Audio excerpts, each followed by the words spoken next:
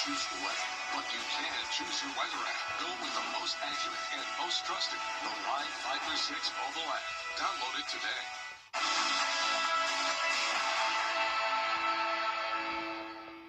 It's Team Georgia versus South Carolina as the area's best high school football players battle for the battle. Border Bowl is back Saturday, January 10th at Harlem High School. Buy tickets now at WJBF.com/Border Bowl. The Live 536 weather team is coverage you can count on. College football rivalry week continues here on WJBF. We'll take you to Atlanta for post-game reaction from clean, old-fashioned hate. Plus, several area high school football teams trying to keep their state championship hopes alive. A special Football Friday night edition starts right now. Live from Television Park, this is WJBF News Channel 6 at 11. Well, good evening. I'm Gianna Seflu. Let's get right to college football, shall we, as we welcome those who just watched the Texas and Texas A&M game, and it was an important one for Georgia fans specifically to pay attention to. Georgia's fate in the SEC championship game came down to if Texas A&M would lose, and well, that came true as the Longhorns topped the undefeated Aggies 27-17, which means Georgia will play in the SEC championship game next week. But first, let's get to clean, old-fashioned hate between Georgia and Georgia Tech. Gabriel Stovall was there at Mercedes-Benz Stadium and has the story. Perhaps Georgia Bulldogs coach Kirby Smart said it best. The Dogs won tonight, but it was far from dominant. The physicality between both teams was almost equally matched throughout. But the only result that really matters in the end is what's on that final scoreboard. And tonight, the final scoreboard said Georgia 16, Georgia Tech 9. Let's take you to the action and show you how this game unfolded tonight. Both teams coming out amped and ready to go, but it was a defensive battle to begin. Tech running back Jamal Haynes just avoiding the safety as a pair of Bulldogs converged on him near the end zone. You're going to see, though, later, Georgia quarterback Gunnar Stockton with the ball surveying the field. He's picked off by Taj Butler, and that's putting Georgia Tech back in business. Both teams trade field goals in the first half, with Tech's Lou Groza Award finalist Aiden Burr knocking the first one through, actually put Georgia Tech up 3-0, tied 3-3, and then Georgia's offense is going to come alive. I want you to check out this play here. You're going to see Gunnar Stockton. He finds Zachariah Branch, and he puts on the brakes, turns on a dime, and strolls into the end zone for 6. It's 10-3 Georgia. Dogs would add another field goal to make it 13-3 at halftime. Defensive stalemate from there. We're picking up fourth quarter 16-9 Georgia. Tech trying to get defensive big stick there on Gunnar Stockton, but the Dogs were able to grind out the clock, and they were able to come away with the win.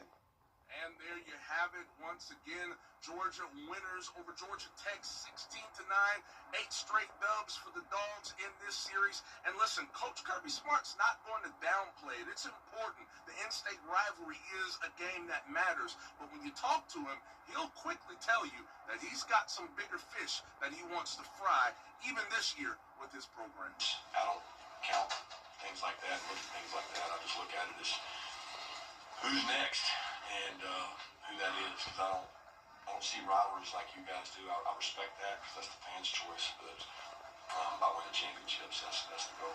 Coach Smart and his Dogs, you heard him, they're not worried about that. They'll be ready to play whenever it's time to play. I'm Gabriel Stovall reporting from Atlanta, Georgia, Mercedes-Benz Stadium for WJBF News Channel 6. All right, Gabriel, thank you. Well, from one rivalry to another, it's the Palmetto Bowl between Clemson and South Carolina, two teams whose seasons didn't really go as planned, but this one is for bragging rights. The Gamecocks will host the Tigers tomorrow, with Clemson winning the last 5 matchups in the confines of Williams-Brice Stadium. Now, last season, the Gamecocks came out victorious with a 17-14 win on the road thanks to this Lenoris Sellers touchdown run right here. Gamecock fans remember that well in the fourth quarter, the 6 and 5 Tigers, though this season they're already bowl eligible, but the 4-7 Gamecocks, they're looking to end their season on a high note and to keep the Palmetto Bowl trophy for the 2nd straight year.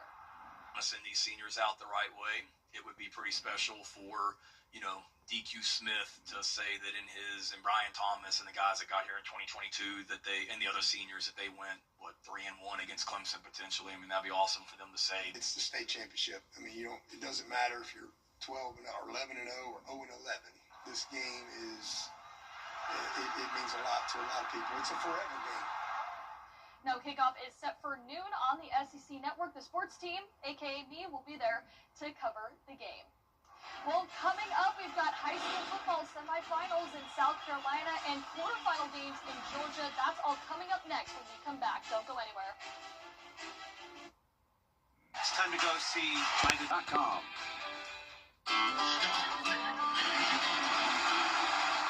I'm 8th generation watermelon farmer and NASCAR driver, Ross Chastain. And I know a few things about protecting your melon.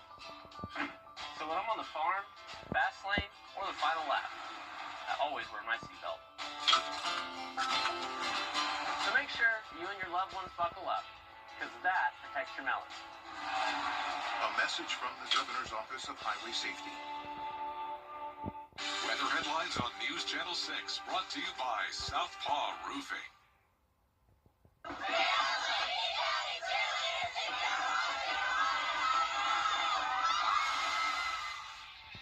Well, welcome back to Football Friday Night Black Friday edition. We've got 7 teams left in the playoffs, 2 South Carolina teams in the semifinals, and 5 teams in the GHSA quarterfinals. Now, let's start out with 2A here. Strong Thurman Rebels taking on the Fairfield Central Griffins. With a win, the Rebels would secure a spot in the state championship for the first time since 2005. The Rebels, they're hoping to break that 20-year drought to the state championship, but they face a big challenge, tough opponent here. Rebels driving Deontay Phillips takes the handoff, and he's going to ramble 37 yards all the way down to the Griffins' 27. Now later on, from the 7, Phillips battles his way into the end zone. The Rebels go for 2, but that would fail, so it is 6-0. So now we go to the second quarter, the Rebels driving, but Rashawn Lee's pass, it is picked off by Fairfield Central's Dre Walker. He takes it all the way to the house for a pick 6. It is 7-6 Griffins. Later, 5 seconds left in the half. The Rebs, Savion Grimm hits a 28-yard field goal, and the Rebels, they lead it 9-7 at the half. Now let's go to the fourth quarter here. Its score is still the same, low-scoring one. On their 5, facing 3rd and long, Rashawn Lee drops back, goes deep to Caleb Simpkins. He makes a beautiful over-the-shoulder grab. Look at that there. What a catch. Now, later on, it's Zy Rouse. He goes in from 3 yards out, but the extra point gets blocked. So it is 15-7. That would set up a big finish here as Fairfield Central's Derek Hammond scores on the last play of the game to make it 15-13. So then get this, they go for 2 to try and tie it up, but the Rebs, they hold on. They win it 15-13. They're heading to the 2A state championship game against Hampton County. We've been in that spot before at Batesburg, Leesville, and we just kept telling those guys defense wins championship. And they know what wins championship, defense. The defense made a heck of a stop right there at the end, proud of them. Ain't no quitting these boys. They gonna fight. They play to the standard of pride, class, courage, and the will to win. They play for all the people that's come before us and made Strong Thurman special. And the good Lord sure has blessed us. Well, the state title game is set for 4 p.m. Saturday at South Carolina State. Now let's move on over to 1A. The Bamberg Earhart Red Raiders have been on a dominant run this season, seeking a school record 14th win, hosting Cross. Now with a victory, the Red Raiders back in the state championship for the first time since 1990, looking to make some history here. Bamberg Earhart would lead at 7-0 after the first quarter. Now early in the second, they're moving into scoring position. Marcus Can runs it down near the Trojans' 10-yard line. Then the very next play, it's going to be Can again, and he scores on the touchdown run to stretch the Red Raiders lead. The score is now 14-0 after the extra point. Now Bamberg Earhart now on defense. They're looking for a key 3rd down stop here. The Cross looking for a big play to move the chains. Tyler Harris scans the field, finds Caden Ramsey here for the big gain. That's a Trojans first down, but The Red Raiders, they have an answer. The sack by Jalen McGraw would end the drive for Cross. Bamberg Earhart nursing a 14-6 lead late in the second. McMillan goes for it all, but that would be a costly mistake as the pass is going to be picked off here by the Trojans. Caden Ramsey, he would take this one all the way to the end zone for the pick six, but it wouldn't be enough to knock off the Red Raiders. They get the 29-26 win over Cross. They'll face Lamar in the 1A state championship next Friday. Now let's head over to Georgia. The Burke County Bears taking on the Rockmart Yellow Jackets in a top 10 matchup. It's also a rematch from last year's 2A semifinal game. The Bears looking to head back to the state semis for the second straight year here. The Bears captains beating Rockmart captains here at midfield for the coin toss. And Burke County fans, they traveled well to watch their team play. Then we go to the first half here. Sean Vandenberg, he's going to roll out. He fires to Will Joyner here in the end zone in the corner for the Bears touchdown, but then Rockmart answers back in the red zone. Nate Davis gets the carry. He is in for the score. The Bears now threatening, though. They're pushing the pile. Back and forth we go. Folks, to give context, Burke County was down 27-7 at halftime, and it is Davis with the score again, but not so fast. Last minute of the game here. Vandenberg takes a deep shot, and it pays off. Will Joyner is there to make the diving grab in the end zone. Burke County, unbelievable. Come from behind, 41-40 win over Rockmart. I will talk about just the guts my kids showed tonight. We were down 27-7 at the half, and we talked about, hey, we got 24 minutes, seniors, and some of you guys are never going to wear shoulder pads and helmets again because this is it. But we're going to go out and we're going to take it one play at a time, and somehow we got to get the score 27-14. I think that, it was a collaborative effort between coaches and players tonight. The execution wasn't always there. Even some of the play calling wasn't always there. But what we did was we leaned on each other. Well, they'll meet Carver in a 2A state championship rematch from last year, but this year it's going to be in the semifinals. Now staying in 2A, the Thompson Bulldogs, they had a tough test on the road facing the 2A defending state champions, the Carver Tigers out of Columbus. Thompson, though, riding a 7-game winning streak, looking for their 8th win. Now, Carver going to be running onto the field here. The Tigers hand it off to Zach Watts, and this guy can fly. He is off to the races, 50 yards for the touchdown as Carver has a 10-point lead in the second quarter. The Tigers going to be now on defense. Bulldogs looking to pass, but Carver's Antavius Watts has it. And, well, he's headed the other direction. A huge, timely pick six there as he is going to be also swarmed by his teammates. They're clearly excited. Carver leads at 17-0. But before halftime, Carver is kicking off to Thompson. And it's going to be recovered here by Jarris Sinkfield. Trying to get his team on the board, trying to get some momentum here, and he will do just that, navigating through the Tiger defense with ease. And it's going to be an 80-yard touchdown run to the house to put the Dogs on the board. But Carver held it down. They take the win tonight, 38-10, advancing to the semis where they will be facing Burke County at home next week. Well, in 1A Division II, the Lincoln County Red Devils have outscored their opponents 99-6 in the postseason. They're looking to book their trip to the semis for the first time since 2022. But first, they had to get past Brooks County. The Red Devils running through the banner there, and certainly the cold weather did not stop the Lincoln County students from showing up in full force here.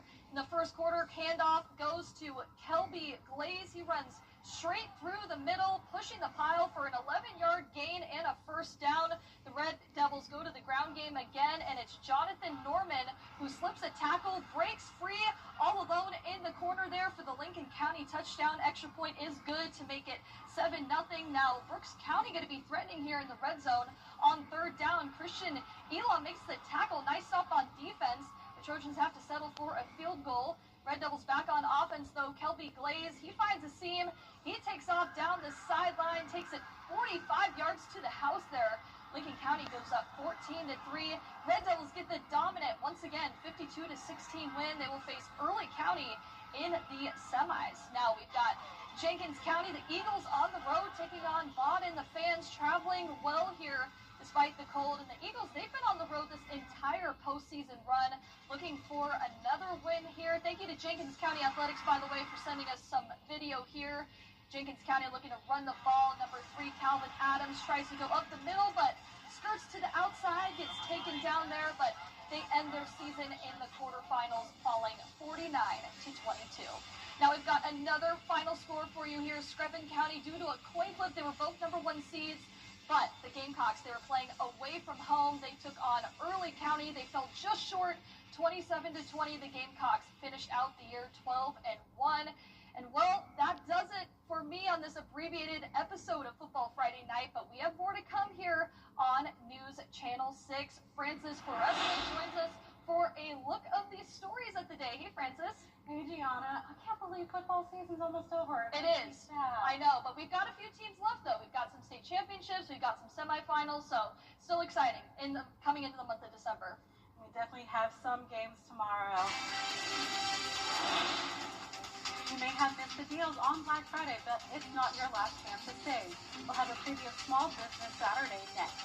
But first, the winning numbers for tonight's South Carolina lottery are pick 3, 2, 1, 2. And the pick number for winning numbers are 6, 4, 0, 6 and Fireball 7. We'll be right back. Got in an accident. I knew I was... Don't wait. Call all nines now. They help me, and I know they'll help you too. The WJBF Live Viper 6 Skyview Network is sponsored by Terry Lambert Hyundai. Low prices, big selection, and committed to quality customer service. Welcome back, everyone. Richmond County investigators need your help finding a suspect wanted for multiple charges. 23-year-old Davian Holmes is wanted for multiple armed robberies, assaults, and child molestation that happened on East Telfair and East Boundary. Holmes is homeless but has been often seen in the area of East Boundary. He is considered armed and dangerous. Coverage you can count on continues with Small Business Saturday tomorrow. One small town is preparing for a ceremony that will spotlight local businesses. I had the opportunity to meet with several of these shops earlier today. Merry Christmas for Main Street Treats. Harlem will be hosting its Shop Small Saturday ceremony downtown. Mayor Roxanne Whitaker will kick off the event with a special Shop Small proclamation presentation. Owners and staff at these businesses say they are looking forward to the proclamation and having neighbors in their stores. I think it's very needed, especially for small towns. It's pretty much the heart of what we do. And so I'm really excited that it's going to be public and for everyone to see. I know that the number one thing that we have here is our number one value is that sense of community is why Cameron Vasquez of Harlem Java House loves working in Harlem, especially when the mayor stops by. She's so big on going around and making sure that she's keeping in check with everyone, but she comes in here pretty regularly. The Java House isn't just a small business. It also features other small local vendors who sell handmade items inside the shop. The Blush and Salon Boutique is also looking forward to having customers get their hair done and buy a curated selection of clothing and accessories. We are just so grateful. Harlem is thriving, thankfully, with all these small towns and with all these small businesses. Everyone here, we work really good together. We give back to the community with hosting lots of events throughout the city. Taylor Crozier says supporting her business is not just supporting her shop. You're supporting the girls that work here, our families, and the future of Harlem. Shop Small Saturday will start at 11 a.m. and go until 3 p.m. In addition to the storefronts, there will also be craft and retail vendors, food trucks, and holiday fun set up on the front lawn of Harlem's library. And for your Small Business Saturday forecast, we're starting out sub-freezing once again with lows in the mid to upper 20s and then only topping off in the 50s. I'll have your full Vapor 6 forecast when we return. Pay no interest for 4. Children First on WJBF News Channel 6 is sponsored by Bridgestone, solutions for your journey. Now, your most accurate forecast with WJBF Live Viper 6. Welcome back, and thank you for staying up late with us. I hope you've managed to stay warm over the past couple of days, and I hope you're enjoying this nice long holiday weekend. Here's a live look in on our Terry Lambert Hyundai Skyview Cam in Aiken. I'm sure a lot of people were out and about getting those Black Friday deals today. today. We started out very cold at 27 degrees, not too far off from our record low of 21 set back in 2013.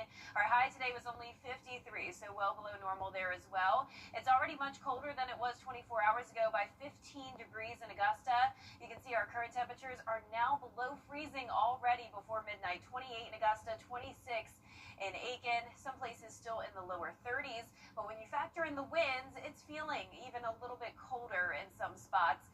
Now the winds are starting to settle down. You can see calm conditions in Augusta and Aiken, and luckily we're now only up to around 3 to 4 miles per hour, but any wind is going to make it feel even chillier out there. But high pressure's in control, snow up towards the north of us, rain to the west, and this is the system that's going to be tracking our way as we go into the weekend. So for Small Business Saturday, once again, going to be cooler than normal, getting to around 54 in the afternoon, a mix of sun and clouds throughout the day with light winds out of the east. Here's your game day forecast for Saturday across the southeast. We're going to see a pretty consistent pattern here with it being chilly everywhere, with the exception of the Sunshine State, 71 in the afternoon, but kickoff looking pretty chilly. Not a lot of rain though. The highest chance of seeing rain would be over in Knoxville at 20%. So rain is going to be moving into our direction, and this is going to put us in the wedge setup as we go into next week. That means cooler than normal temperatures again, a warm front to the south, bringing in a lot of moisture, and then high pressure to the north, keeping that cooler air in place. So look at these rain chances. This is the most we've had in quite some time. Up to an 80% chance of showers on Tuesday. We really need the rain. We're only at a quarter of an inch so far for the month of November. So luckily December is going to start out on a pretty wet note. Here's Sunday at 8 a.m. You can see it's going to be cloudy, and we'll have just that 20% chance of some isolated showers due to this first cold front moving through. So not a lot of rain to impact your Sunday plans. A few showers possible on Monday morning as well, but then look at this surge of moisture coming in by Monday night, continuing into Tuesday afternoon. It's all because of that low pressure system, and you can see that rain very widespread across the area with some heavy downpours possible, but a very low chance of us seeing storms. The cold front moves through Tuesday afternoon, and then we'll have clearing skies behind it, and Wednesday will be nice and dry, but we'll see anywhere from around a quarter of an inch of rain to 2.5 inches of rain. Hopefully we'll get widespread couple of inches across the area since we really need it. Some places down to 25 degrees tonight, highs tomorrow in those low to mid 50s, and that 10-day forecast is showing those rain chances picking up on Sunday, but really increasing on Monday night through Tuesday. Back to dry weather midweek, but then more rain chances headed our way by the end of next week. So looking forward to the rain, Francis. We really need some. Most definitely, and definitely for Small Business Saturday tomorrow. Yeah, glad it's going to be dry tomorrow for shoppers. And thank you, Jenna. We will be right back. It's November. It was nearly 2 weeks ago that Apple introduced the iPhone Pocket. Now it's already sold out. It's a knitted piece of cloth that you can hold your phone or AirPods. It was designed with help from a Japanese fashion house, and its debut was met with laughter from some people. But other people liked it and bought it. At the prices up to $230. Both models are totally sold out. That's something for sure. Well, that's our report for now. Thanks for watching, and be sure to download our mobile app for anything else. And tomorrow we will have 7 a.m. with